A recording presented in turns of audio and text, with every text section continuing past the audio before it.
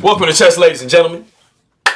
Kamusta, Aking Magai Kaibagan, Salamat for coming and checking out my video. Messiah Akang Makita Kang Muli.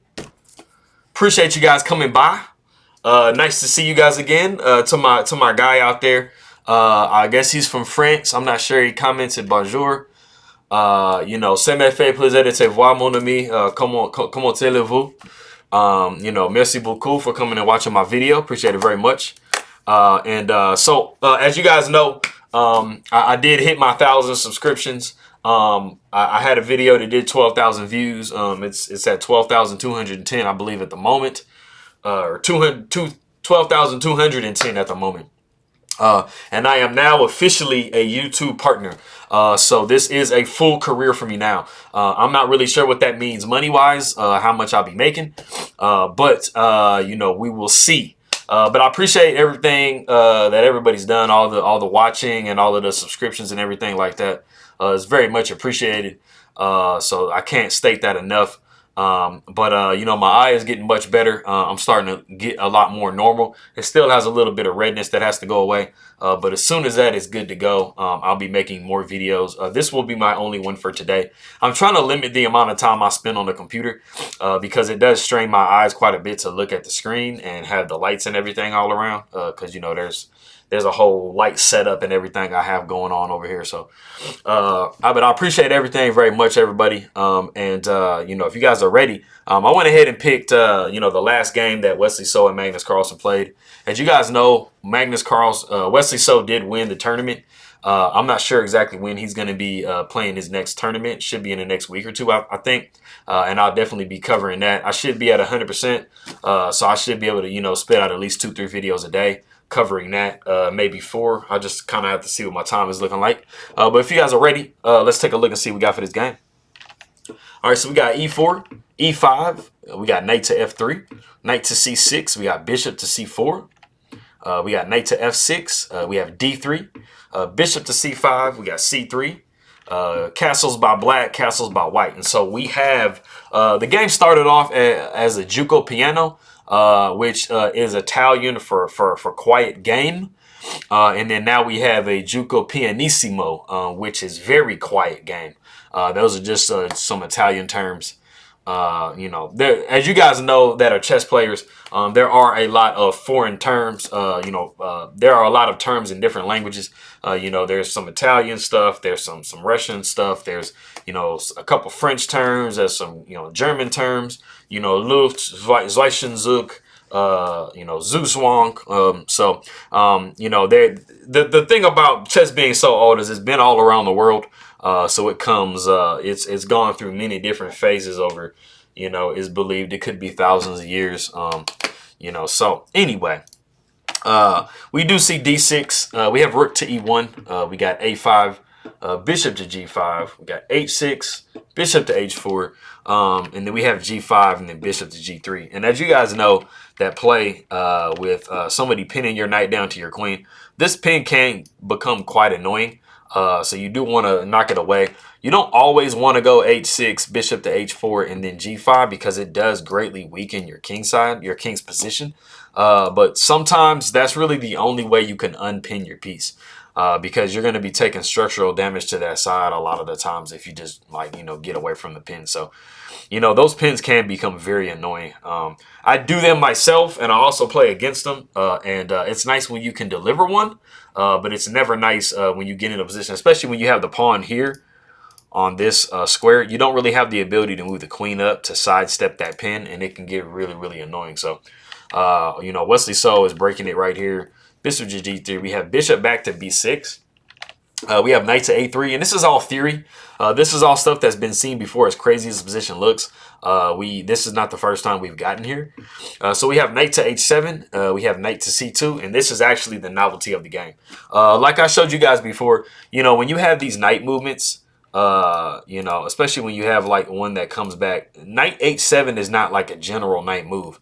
So anytime you have kind of like a retreating knight move, that's going to greatly reduce the amount of games that have been seen with those moves. So then you had knight A3 back to knight to C2. And so it starts to narrow the game quite a bit when you have these knight moves. And it can become kind of hard to you know, get as far as like theory goes, like as far as memorizing openings and stuff like that, because, you know, a lot of times when you have like a night retreat, you know, it's not something that you typically like expect. So it can be kind of hard to think about what exactly you need to do in that position. It's usually bad, but you know, it's one of them things where, you know, you can't always anticipate, you know, what's bad about it type deal. So anyway, we have H5, and this is kind of the point of the game that it starts to tip in Wesley So's favor. He does kind of have a hiccup a little bit later on, but you know, he is definitely commanding a pretty nice advantage here. So we have H3, we have H4, bishop back to H2, and we have G4. So as you can see, Wesley So is just on the complete attack here, and it's a little bit hard for Magnus Carlsen to really deal with. Because you know, he's just really in a backed up position here. So we have to give something. So pawn takes G4, bishop takes G4, and we have D4. And this is actually the point in the game here that the tide does actually kind of start to slip into Magnus Carlsen's hands. So Wesley So is giving a little bit back here. So we have pawn takes D4, knight takes D4, knight takes D4, pawn takes D4, and then we have knight to G5. So as you can see, Wesley So is just relentless with the pressure. Not only do you have a pin, now you have like, you know, an exclam on the knight, and you have cleared your queen some space, but you know, you're going to be taking some damage here on your king side. There's just really no way around it. And so we see queen to D3. After knight takes F3, we have pawn takes F3. We got knight back. We got bishop back to H5, and so we have E5. Now, to back up here, there was actually a much stronger continuation that Magnus Carlsen had at his disposal, and it was actually queen to E3. The thing about pushing the pawn to E5 here is the fact that it allows D5 to come, which is actually what comes in the game. But it does. So right now you have the pin on this F pawn here, and you want to try to maintain that. So queen to E3 would have still maintained that. After queen to F6, then you would see E5, where D5 is no longer playable because the bishop will just take it. And so after queen to G6 would check, you'd see king to F1, rook A to E8, bishop to D3. You'd see queen to G7, queen to F4, bishop to G6, bishop takes G6, queen takes G6, and you see rook A to D1. So as you can see, you know, it's considerably better for white in this position because the king is actually a little bit safer than black's king. Black's king is, you know, he's kind of surrounded by dark squares, which is not good because white has a dark squared bishop. You know, the king has the ability to sidestep and then pin this queen to the king here. And so it's just looking a little bit more dicey for black in this position. But, you know, like I said, we do have E5 in the game, and then D5 did come. So we have bishop back to B3. We have A4. So the bishop is getting kicked around a little bit. We have bishop back to D1. We have queen to G5 with check. King sidesteps to H1.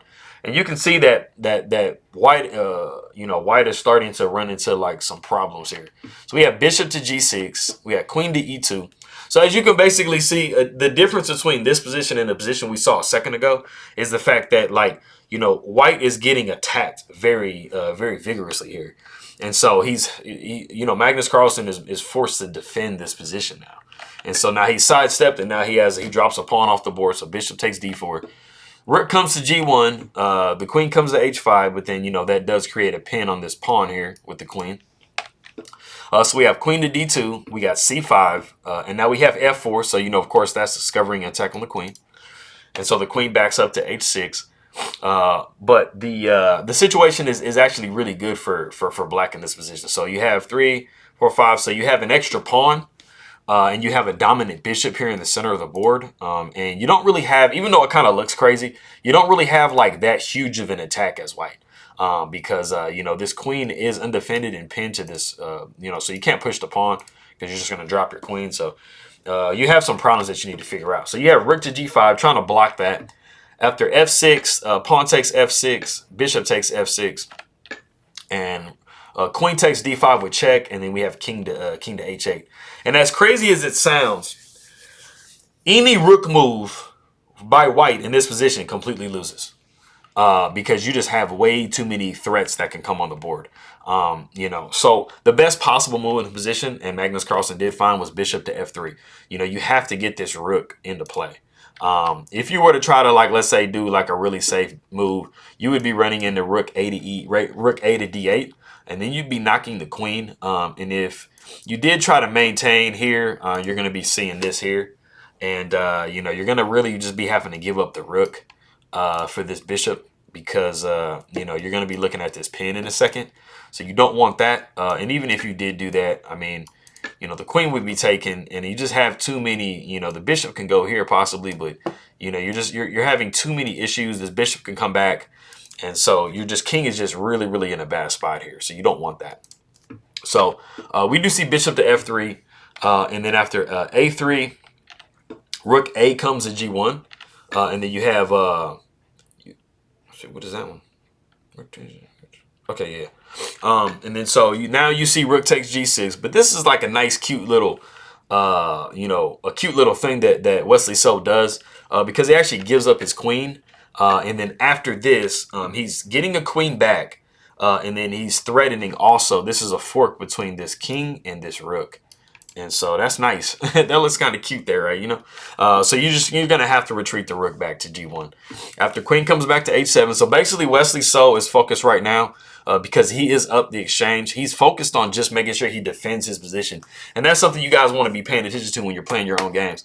Like when you are up material, you don't want to overextend yourself like really horribly out there to where like you're discoordinating your pieces and you're getting yourself in a position to lose some material. Like you want to maintain the material. So when you're ahead material wise, it can be very beneficial to just like waste a tempo or two to regroup and get your pieces back where they need to be. And so the main issue is black is needing to make sure that he defends his king that's open. So queen to h7 perfectly defends that.